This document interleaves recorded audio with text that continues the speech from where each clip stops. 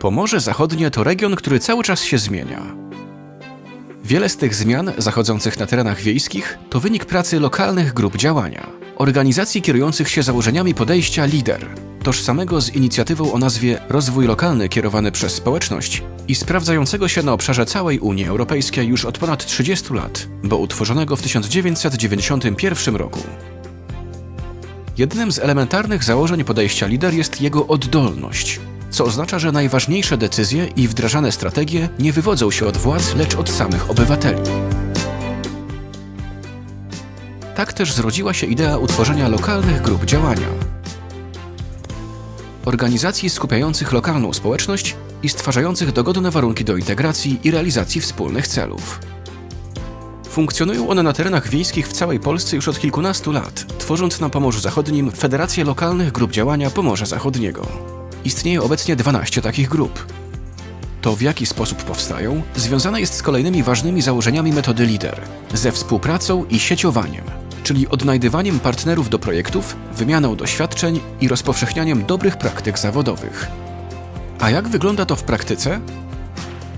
Osoba reprezentująca sektor społeczny, obejmujący wszelkie organizacje pozarządowe, takie jak stowarzyszenia, fundacje, kluby czy związki wyznaniowe, nawiązuje współpracę z innymi aktywnymi społecznikami, którzy pochodzą z obszaru objętego lokalną grupą działania i chcą wprowadzać pozytywne zmiany. Co więcej, do współpracy zaprasza także przedstawicieli dwóch pozostałych sektorów: publicznego, do którego zaliczają się instytucje samorządowe i jednostki organizacyjne, oraz gospodarczego, skupiającego ogół przedsiębiorstw oferujących wyroby i usługi. Wszyscy oni wspólnie i na równych warunkach zawiązują ze sobą partnerstwa, tworząc tym samym lokalną grupę działania. Na Pomorzu Zachodnim przykład może stanowić lokalna grupa działania powiatu świdwińskiego, założona w 2008 roku.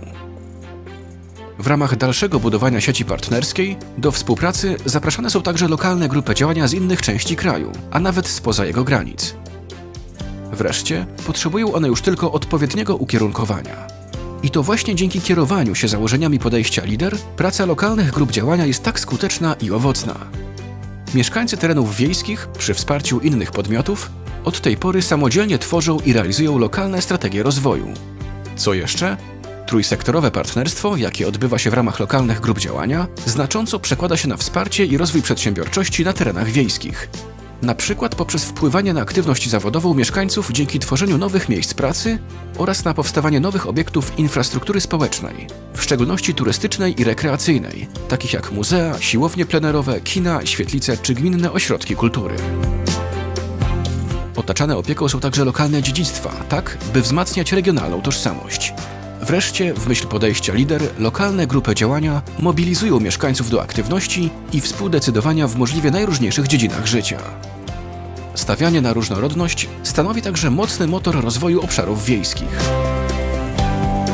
Dzięki zaangażowaniu, aktywności i kreatywności lokalnych grup działania, a także funduszom z programu LIDER, rozdysponowanym zgodnie z założeniem o decentralizacji, czyli oddawaniu decyzji o wydatkowaniu środków w ręce obywateli, na terenie Pomorza Zachodniego udało się już zrealizować wiele wartościowych projektów, znacznie uatrakcyjniających ten obszar. Wyremontowano zabytkowe obiekty czy wóz strażacki, który stał się atrakcją turystyczną propagującą lokalną historię. Odnowiono kładkę dla pieszych na rzece Drawie, co poprawiło jakość życia okolicznych mieszkańców. Wykonano prace konserwatorskie w kościele pod wezwaniem świętego Kazimierza w Berkanowie oraz w XIX-wiecznym gospodarstwie w miejscowości Klempicz. Co jeszcze?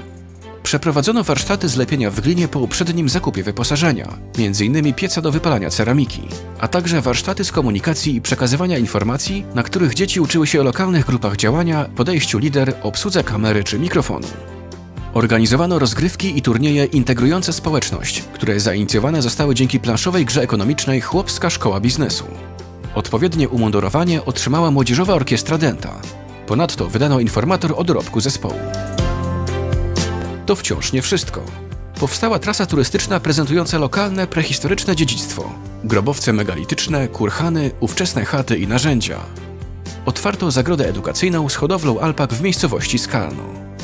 W ramach działalności gospodarczej rozpoczęto produkcję żywności metodami tradycyjnymi z wykorzystaniem lokalnych produktów. Z kolei w miejscowości Kłos utworzony został przystanek rowerowy z ofertą gastronomiczną. Wszystkie projekty sprawnie wpisały się w wiele założeń podejścia LIDER.